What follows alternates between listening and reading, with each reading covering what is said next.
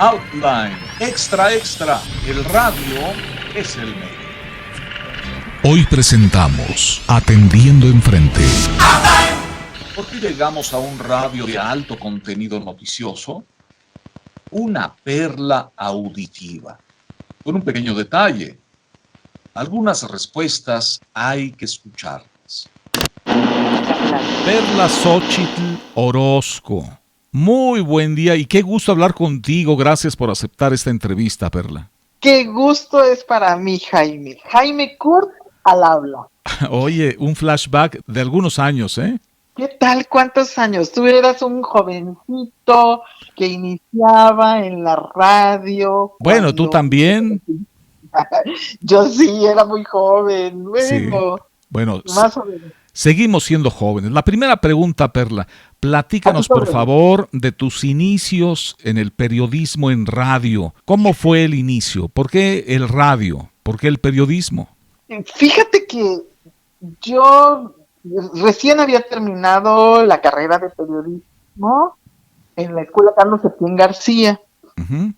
¿Por qué la radio? Tuve un maestro en la escuela que nos llevó a conocer los estudios y las cabinas, el área de noticias del Núcleo Radio 1000 y me quedé enamorada de ahí. Yo los admiraba y dije, híjole, los veía así como lejos.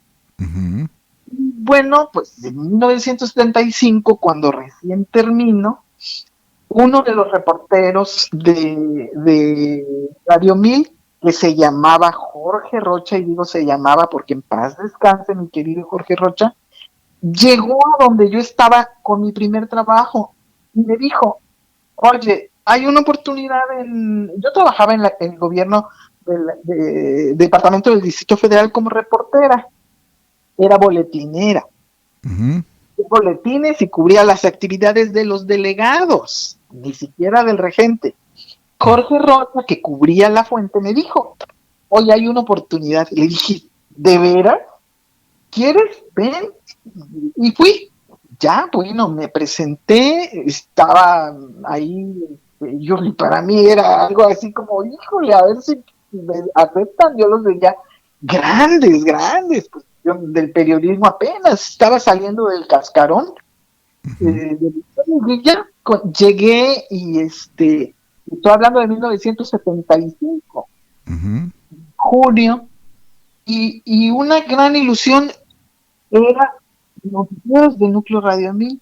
Me hicieron un examen en ese tiempo, fíjate, fue un examen de redacción, me dieron un montón de papeles que les decíamos cables del teletipo, ahí llegaban las noticias por todas las agencias, metros y metros de papel de cable de teletipo, donde venían noticias, muchísimas noticias, y para ubicarnos en el contexto de información que había en ese tiempo, era presidente Luis Echeverría, venía mucha información de Luis Echeverría, y luego venía también información de Indira Gandhi, estaba pasando por un problema político, ella había sido acusada de corrupción y de violar la ley electoral, entonces me dijeron, haces un examen con ese y muchísimo material que me dieron. Bueno, pues para mí estuvo muy fácil el examen porque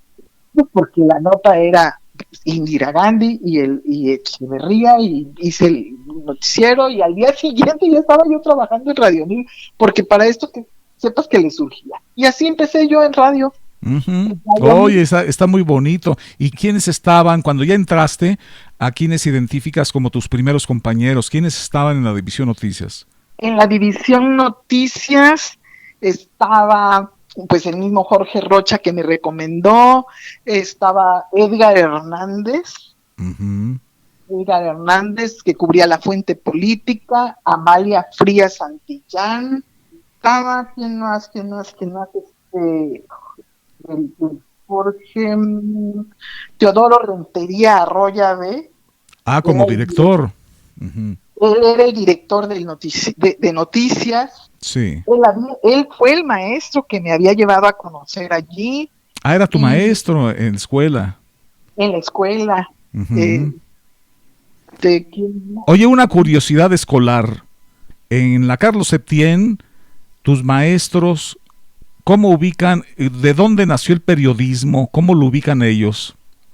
Fíjate, eh, los maestros eran, muchos maestros eran, digamos, periodistas activos y conferencistas, escritores como Elena Poniatowska, estaba Granados Chapa, Miguel Ángel Granados Chapa, pues que ella era periodista ya muy consolidado. Ajá, ¿Cómo ubican?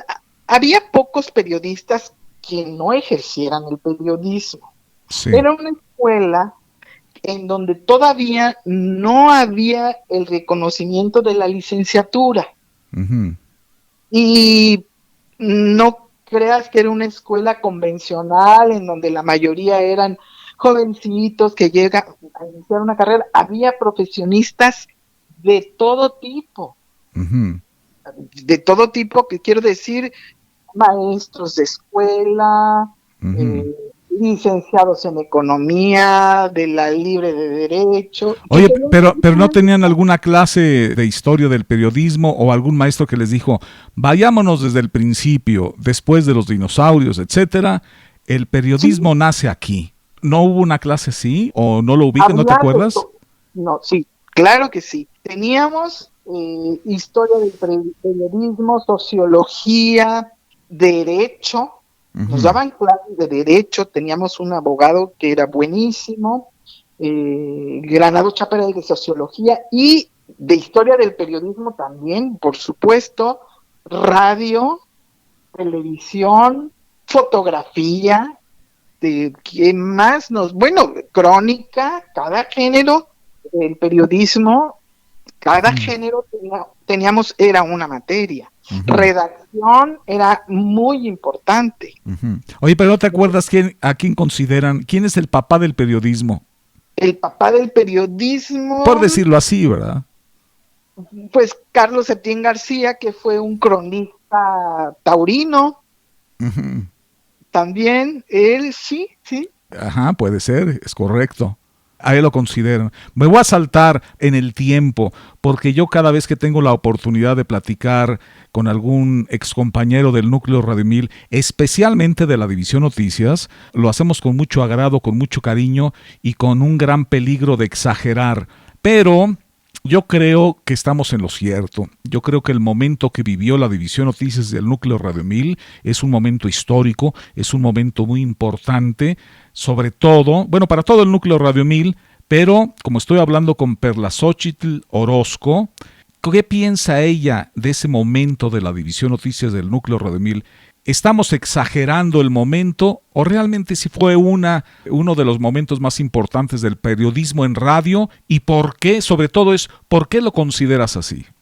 Mira, yo me hice en Radio 1000, estuve 10 años en Radio 1000 y considero que ha sido mi casa, mi escuela, pero sobre todo la gran época de la radio en el periodismo. El medio donde estuve, donde inicié y donde arranqué, que te platico desde mediados de los 70s, eran los noticiarios de mayor audiencia de la radio. Teníamos de competencia, éramos no solo, le estábamos compitiendo en noticias a la televisión y a la prensa. Ujú. Comenzábamos a competir ya con la prensa, porque la prensa al día siguiente traía la de 8 columnas, las notas que Radio 1000 trabajaba. Ujú.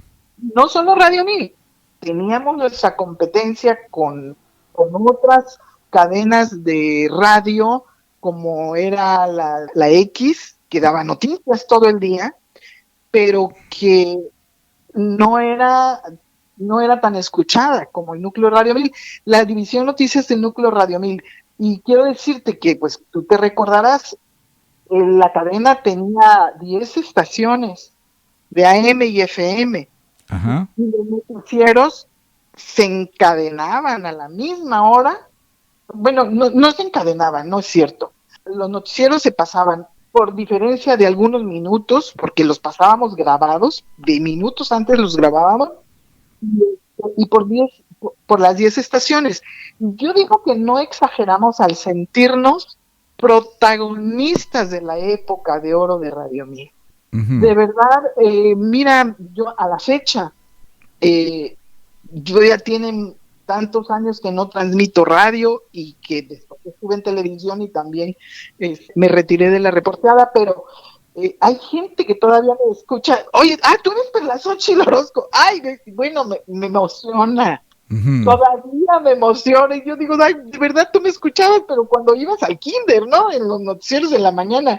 Sí, mi papá te ponía y bueno, hasta aquello de que, ay, yo le puse tu nombre a mi hija, de mucha gente, ¿eh? Ajá. Pero ¿por qué? Porque Radio 1000 llegaba a todos los rincones y tenía una fuerza, la credibilidad de los noticieros de Radio 1000. Tenían un prestigio, ¿no? Y yo no digo que los demás no lo tuvieran, pero hicimos mucha presencia, hicimos un boom, fue un boom de radio, como ahora lo vivo, y me lo hacen sentir la gente que todavía nos recuerda con eso. Claro. Con eso. Es que estás hablando con un ex compañero también, y me quiero curar en salud, hablando con otro ex del núcleo y ex de la División Noticias. Yo le comentaba hace poco, para hacer otro destello de radio, otro pequeño destello de la gran historia del radio, le decía, oye, es que si me permiten la analogía, en la División Noticias, el más sordo componía sinfonías. Pero suena exagerado, yo lo digo, estoy exagerando porque los quiero mucho, los estimo, trabajábamos muy a gusto. Quiero que me des un elemento histórico, sobre todo para quien está enfrente de las bocinas. ¿Por qué eran tan aceptados los noticieros del núcleo Radio 1000 en esa época? Con el señor Teodoro Rentería, con el señor Cervantes y sobre todo con el profesor Juan José Bravo Monroy. Quiero decirte eso te decía yo, te iba a decir de Juan José Bravo Monroy, que me disculpo por no haberlo mencionado, que fue mi maestro de maestros. ¿Por qué? Porque fíjate que los reporteros de Radio 1000 teníamos tal gusto por transmitir la noticia, que nos convertimos en los que ganábamos la nota. Nosotros, cuando andábamos reporteando, nos peleábamos por ganar la nota y corríamos escuchábamos, veíamos lo que sea, éramos los primeros en transmitir la noticia. Un ejemplo práctico de lo que te aconteció a ti en tu fuente, ¿qué fuente tenías y cómo ganaste una noticia o cómo fue en la práctica eso, Perla? En la práctica, para mí era un gusto ganar las notas.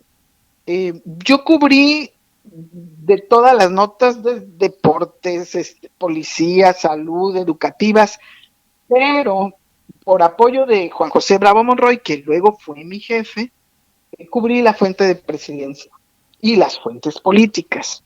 Una nota que fue muy importante para radio, en tiempo de Radio 1000, fue el desafuero a Jorge Díaz Serrano.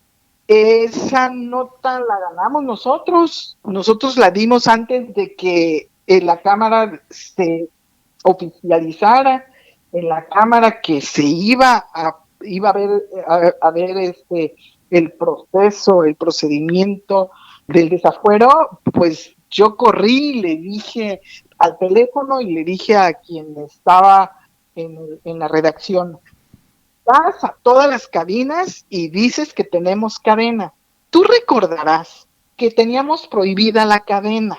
No podíamos meter cadena en las 10 estaciones, cortar la transmisión de la música, de los comerciales, porque todo lleva una pauta y están pagados. Eran independientes cada una de ellas, ¿no? Claro, eran independientes cada programación. El dueño, el que trabajaba de dueño de Radio 1000, nos tenía sentenciados que no había cadenas más que cuando fuera núcleo noticia urgente. Teníamos un jingle, decía núcleo noticia urgente. y nosotros lo usamos en este caso. ¿Tú te avientas? No, yo me aviento. Te corren a ti, me corren a mí. Habrá desafuero a Jorge Díaz Serrano, porque ya después lo que sucedió, ¿no? Si lo desaforaron. Cuando había cadena por los destapes, por ejemplo. Mucho, el auditorio estaba muy pendiente de los noticieros de Radio 1000. ¿Por qué? Pues porque nosotros teníamos el apoyo tal vez de los sectores por donde nos movíamos los reporteros, de que ganábamos la nota y eso nos dio mucho prestigio y por eso creo que fuimos cobrando pues esta audiencia, ¿no? Sí. Cuando mencionaste al que trabajaba de dueño, para los que están enfrente de las bocinas hoy en día, ¿a quién te refieres? Al señor Salas. Licenciado Salas. Él trabajaba de dueño. ¿Y cómo era tu relación? Perdón, es Guillermo Salas Peiro. Sí, el licenciado Guillermo Salas. ¿Cómo era tu relación? ¿Cómo te llevabas con él en dependencia de Juan José Bravo Monroy? ¿Cuál era tu trato? ¿Lo veías? ¿Tenías juntas con él? ¿O simplemente todo era a través de Juan José? No. Fíjate que el licenciado Salas estaba muy pendiente y muy cerca, nos mandaba a llamar con alguna frecuencia cuando alguna nota no le gustaba o no correspondía a sus intereses, fíjate. Porque la radio, la televisión y todas las concesionarias respondían a un interés. Claro. El caso es que sí, de repente, él tenía la costumbre de escuchar el noticiero de las 2 de la tarde. Yo comencé como redactora, pues yo hacía, y también llegué a ser conductora de los noticieros que escribía, y debía tener mucho cuidado en el de los 2 de la tarde, porque si el licenciado Salas me mandaba a llamar, decía ya, de la oficina a 3 pasos, 4 pasos que estaba en la puerta de su oficina, ya perdí mi chamba. Y efectivamente, él en una ocasión me mandó llamar porque usé una nota a las 2 de la tarde sobre las bombas aerosol que había usado Estados Unidos en Vietnam. Bueno, pues yo nunca pensé que eso no estuviera permitido. Me pegó una buena regañada y me dijo que nunca más nada que afectara la imagen del gobierno de Estados Unidos. Bueno, pues, sí, pero casi me manoteó. Era muy afectuoso también. A veces sí te oí, muchachita, qué bien, me gustó tu noticiero. Cuando él te dijo que Nachito era su chofer, y luego nos decía... sí, Nachito, ¿cómo no? Nachito era su chofer y nos decía, Berlita, la escuchó y él venía contento el señor Salas, el licenciado Salas. O se enojó, y yo decía, pero bueno, tenía una buena siempre, yo tengo un buen recuerdo de la familia Salas. Sí, cómo no. Vamos a viajar nuevamente en el tiempo. Cuando inicia la etapa 3 de la gran historia del radio, en 1994, fechamos como 1994 el inicio de la etapa 3, una de las características es una abundancia de contenido hablado, hay una disminución notable del contenido musical, los noticieros o noticiarios crecieron y empezaron a dominar en todo el radio. ¿Por qué, Perla? ¿Cuál es tu opinión? ¿Cuál es tu explicación a este fenómeno? O por mejor decir, a esta característica del radio. ¿Creció la conciencia política acaso? ¿O crecieron los patrocinios del gobierno? ¿Hubo alguna dependencia más fuerte a los anuncios federales? ¿Cuál es tu explicación? ¿Por qué de repente todas las estaciones amaron las noticias o el gran contenido hablado? Mira, yo creo que es una mezcla de todo lo que tú